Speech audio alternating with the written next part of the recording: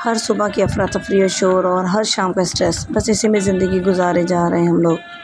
इसी में जो छोटी छोटी सी आवाज़ें और छोटी छोटी फीलिंग्स हैं वो उनको दबाते चले जाते हैं। वो फीलिंग भी किन की हैं? हमारे अपनों की, हमारे अपने बच्चों की। लेकिन हम लोग क्या कहते हैं, उनकी बेसिक जो ज़रूरत पूरी करके उनको अच्छा सा स्कूल भेज के उनका लंच बॉक्स बना के दैट्स इट, हमने सब कुछ फ़ाइनल कर लिया। लेकिन हम लोग जो है ना, एज़ अ न्यू पेरेंट्स, हमें पता ही नहीं चलता कि हम कहाँ कहाँ पे अपनी पेरेंटिंग मिस्टेक कर रहे हैं।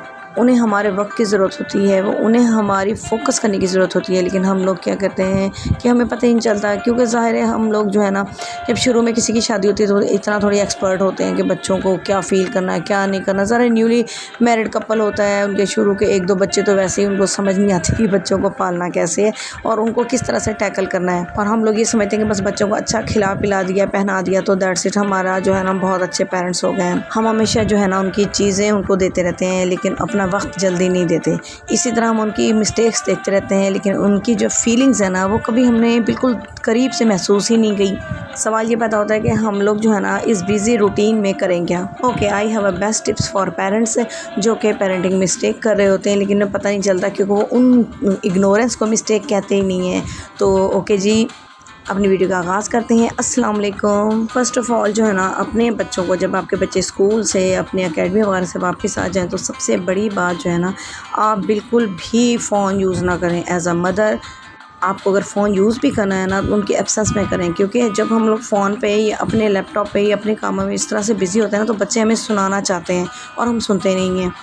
और फिर जब वो जो है ना गुस्सा करते हैं, शाउटिंग करते हैं या कोई ना कोई गलतियाँ गड़बड़ें करते हैं अपने गुस्से को निकालने के लिए, तो हम कहते हैं नहीं बच्चा बदतमीज़ हो गया, लेकिन ऐसा नहीं होता।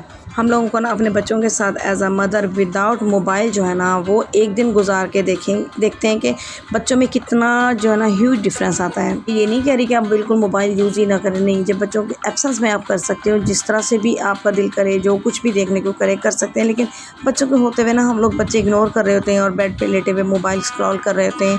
इस तरह बच्चों के ऊपर भी बहुत नेगेटिव इम्पैक्ट पड़ता है और फिर वो क्या होता है, वो भी डिमांड करते हैं कि हमें मोबाइल चाहिए। और एक बहुत इंपॉर्टेंट बात ये कि जब बच्चे बात कर रहे हो तो आप उनको सुनें। आप उनको उतनी ही तवज्जो से सुनें जैसे कि आप किसी बड़े की बात तवज्जो से सुनते हैं। ये नहीं कि आप काम में बिज़ी हो और बच्चा इस तरह से बोल रहा हो कि उसकी बात का बिल्कुल इम्पोर्टेंस ही ना हो। क्योंकि हमें हुक्म भी ये है ना, अकरमु औलादकुम, यानी इकराम करो, मीन दैट के रिस्पेक्ट करो अपने बच्चों की, अपनी औलाद की। As a mother I ask my self, अपने आप से पूछती हूँ कि मैं कब इकराम करती हूँ अपने बच्चों की, कब इज़्ज़त करती हूँ। मीन दैट कि जब हम 2 लोग बात कर रहे हो या मेरी फ्रेंड मेरे साथ बैठी हुई बात कर रही हो, घर में 2 बड़े बात कर रहे हो, बीच में बच्चा आ जाए, वो अपनी सुनाना चाहता है, बात करना चाहता है, तो हम उसकी सुनते हैं? नेवर, कभी भी नहीं सुनते।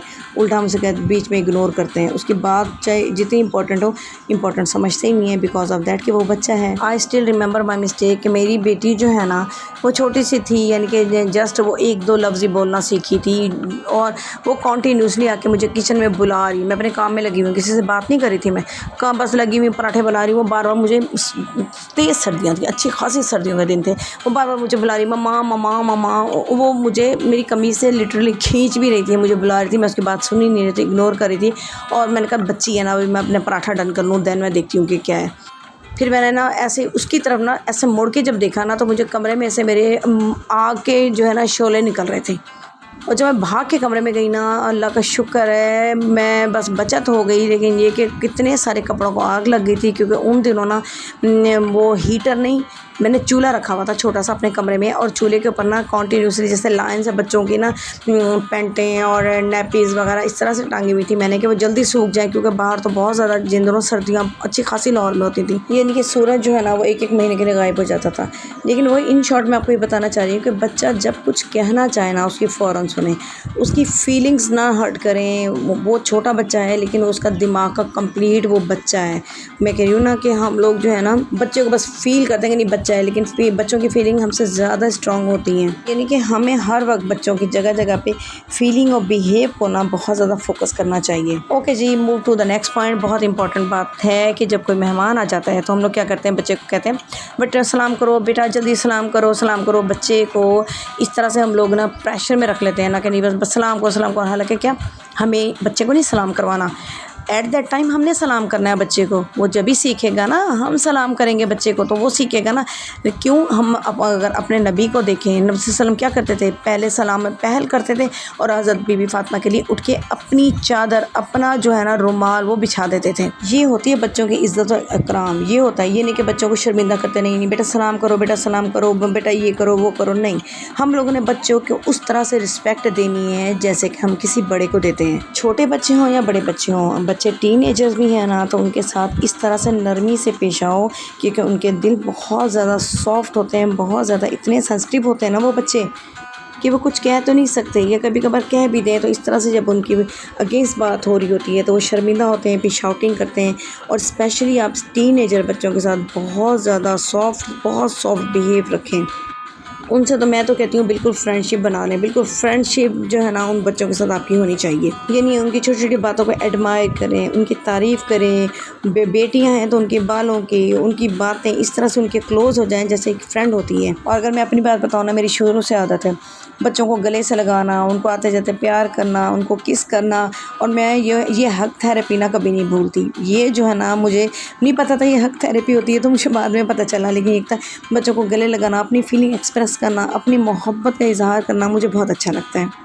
और मेरी इस आदत पे ना मेरी बहनें बहुत ज़्यादा हंसती हैं कि ये जो है ना आते जाते बच्चों को बस हर वक्त प्यार करना, हक करना, प्यार करना। और देखें ये सबसे अहम बात है कि हमें ये करना भी नहीं चाहिए, क्योंकि इससे पहले कि कोई और उनको एडमायर करे, बेटियों को कोई गलत कोई एडमायर करे, या बेटे को भी इवन दैट, आज का दौर बहुत ख़राब है, कोई और एडमायर करे, बहुत ज़्यादा फजूल की तारीफ़ें करे, बटरिंग करे बिला वजह की, और बच्चा डिट्रैक हो जाए, मिसगाइड हो जाए, तो सोचें उस वक्त क्या करेंगे, उस वक्त बहुत देर हो चुकी होगी। इसलिए बच्चों को इतने अपने क्लोज़ रखें, इस तरह से उनसे डिस्कशन करें, हर तरह की बात करें। मैं ये नहीं करी माँ बन के बैठे, हर तरह की बात करें, इस तरह से बात करें कि आने वाले वक्त में वो आपसे कुछ भी डिस्कस कर ले, कुछ भी डिस्कस करने से ना डरे वो।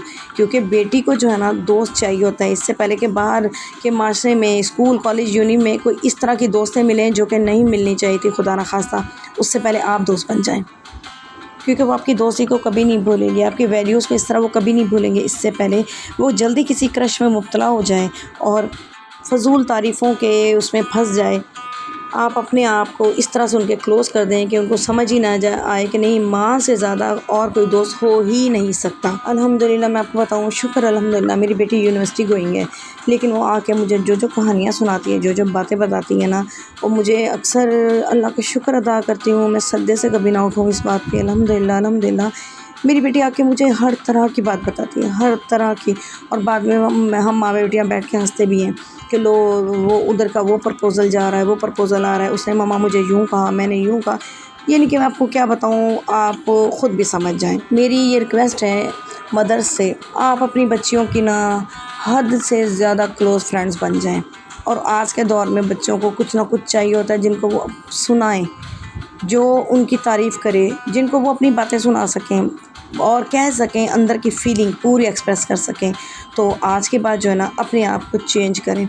वक्त अभी बहुत ज़्यादा पड़ा है, अभी भी कुछ नहीं बिगड़ा। हम लोग बहुत ज़्यादा बच्चों के क्लोज़ हो जाएं और बच्चों के बेस्ट फ्रेंड्स बन जाएं। माँओं को मैं स्पेशली कह रही हूँ, जो आज मैं हर तरफ से सुनती हूँ ना कि मेरा बच्चा बहुत बदतमीज़ हो गया, बच्चा ये हो गया, बच्चा वो हो गया। नहीं, उसमें भी हम लोगों को सोचना चाहिए कि हमारी कहाँ पे पेरेंटिंग मिस्टेक हुई है।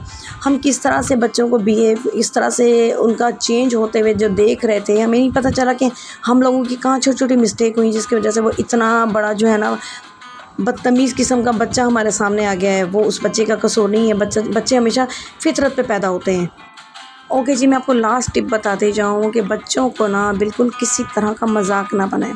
इवन दैट उनसे कोई गलती भी हो जाए ना, तो महफ़िल के अंदर या ख़ुद फैमिली मेम्बर्स जो है ना उनके ऊपर मजाक ना बनाएं, हंसें ना, इस तरह से उनको ना फ़ील करवाएं। बहुत ज़्यादा इस तरह बच्चा चिड़चिड़ा हो जाता है, चाहे वो छोटी सी उम्र का हो या अडल्ट हो, टीनेजर हो, डजंट मैटर, लेकिन वो बहुत ज़्यादा जो है ना इस बात को फ़ील कर जाता है।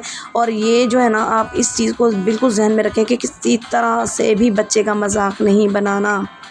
ओके जी, होप दैट आपको मेरी ये वीडियो पसंद आई होगी और आपको ये सारी टिप्स जो है ना आपको लिख के रख लेनी चाहिए। अगर ना भी याद रहें तो इस तरह से लिख के रखनी चाहिए, क्योंकि मैं भी अक्सर चीज़ें जो मुझे नहीं दिमाग में रहती ना, मैं लिख के रख लेती हूँ कि नहीं ये चीज़ जो है ना हम लोगों को इस तरह से लेके चलनी है। ज़रूरी नहीं है कि हम अपनी ग्रॉसरी लिख कर रखें या टू डू लिस्ट बना के रखें, नहीं, हमें अपने बच्चों के लिए मेन जो है ना बहुत वर्किंग करनी है। ओके जी, होप दैट आपको मेरी वीडियो पसंद आई होगी। अब मैं इसी के साथ इजाज़त चाहती हूँ। अल्लाह हाफिज़।